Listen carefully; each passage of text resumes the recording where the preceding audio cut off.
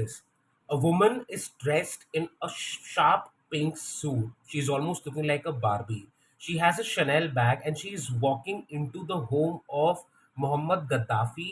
And that home is in complete ruins. It's devastated. And honestly, just this visual seems really off putting. This woman is none other than Barbara Walters, a pioneer in American journalism. Now, Barbara Walters has left behind a rich legacy. I mean, just imagine asking Lady Gaga in an interview if she's a bisexual, or asking Vladimir Putin if he had someone killed, or I kid you not, guys, telling Kim Kardashian, Kourtney Kardashian, and Khloe Kardashian that they have absolutely no talent, and therefore implying that they don't even deserve to be famous. And then, if that's not enough, there have been so many interviews where Barbara Walters has asked the most acidic, provocative questions in between seemingly normal interviews where absolutely nothing seems out of place, and boom, there comes the bombshell question that shocks the interviewee. Now, Barbara Walters documentary, it's called Tell Me Everything. It premieres at Tribeca Film Festival today, and I'm going to talk about the documentary which I happen to watch. Before I say anything, let's just get one thing straight. The documentary is in no way trying to whitewash Barbara Walters, her image, and some of the problematic things that she may have done. In fact, we do see a lot of the subjects, and a lot of I'm sorry, not the subjects. We do see a lot of people who are giving their views in the documentary address that there have been times where Barbara Walters has been perhaps inadvertently intrusive. And if you remember, back in the 1990s and 2000s, there was a trend in American TV where a lot of these journalists would go after people, let's just say the Menendez brothers, or a lot of people who are involved in some dangerous crimes.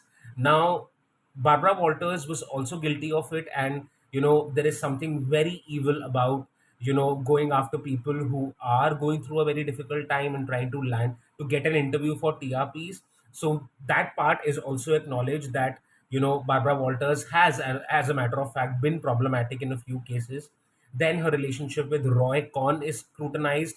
There was a time when Barbara Walters used her connection with Roy Cohn to get her dad's taxes. So her dad was basically he had a lot of taxes due which he hadn't paid. She used her connection with Roy to get him pardoned in a way, and that was is extremely that's like a gray area that we haven't really intruded into, that we have that isn't really spoken about a lot. Then there is her time at the View, where with Whoopi Goldberg and Joy Behar, Barbara Walters built together this daytime television talk show host, which, by the way, to still date, to till date, even as of today, that show is doing really well. It airs on ABC. So to sum it all up, Barbara Walters has been problematic in a lot of ways. I think we have Andy Cohen who shows up. Andy Cohen, for those of you who aren't familiar, hosts Watch What Happens Lives, and he's also this mogul who runs this the Real Housewives franchise on Bravo TV in United States. So Andy Cohen also admits that a lot of Barbara Walters interviews, and a lot of the rare archival footage that we see on in this documentary hasn't aged well.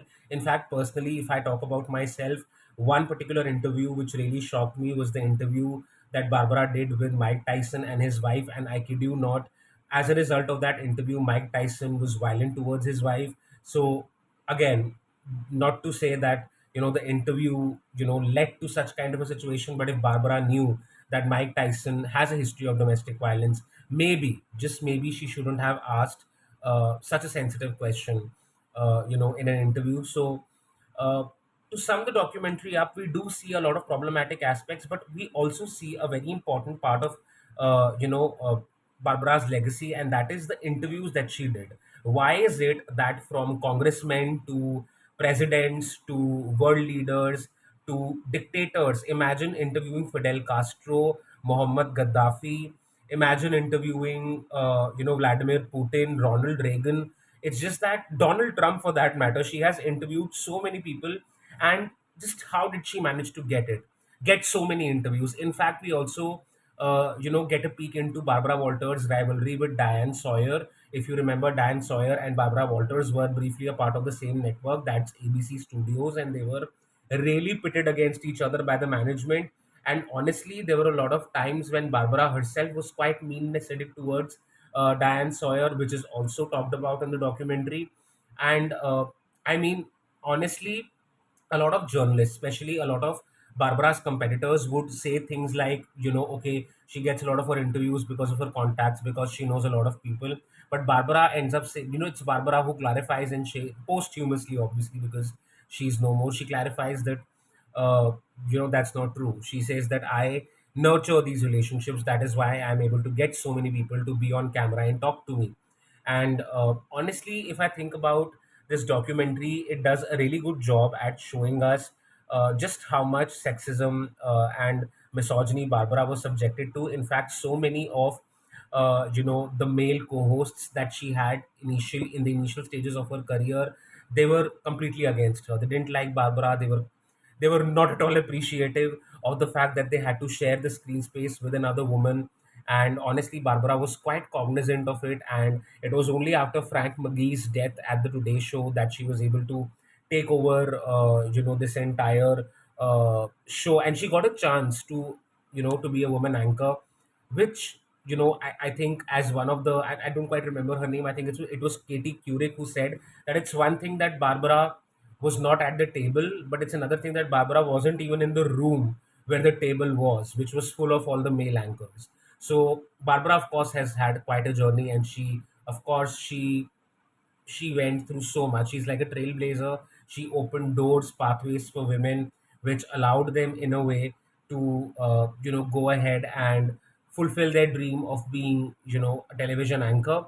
She's definitely an icon, and of course, we do see some problematic aspects of her personality as well.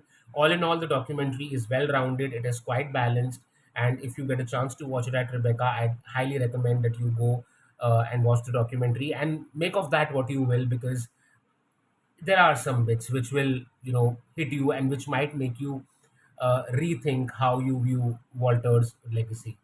And if you are keen on more such reviews, follow this space for more. There are a lot more film reviews coming up.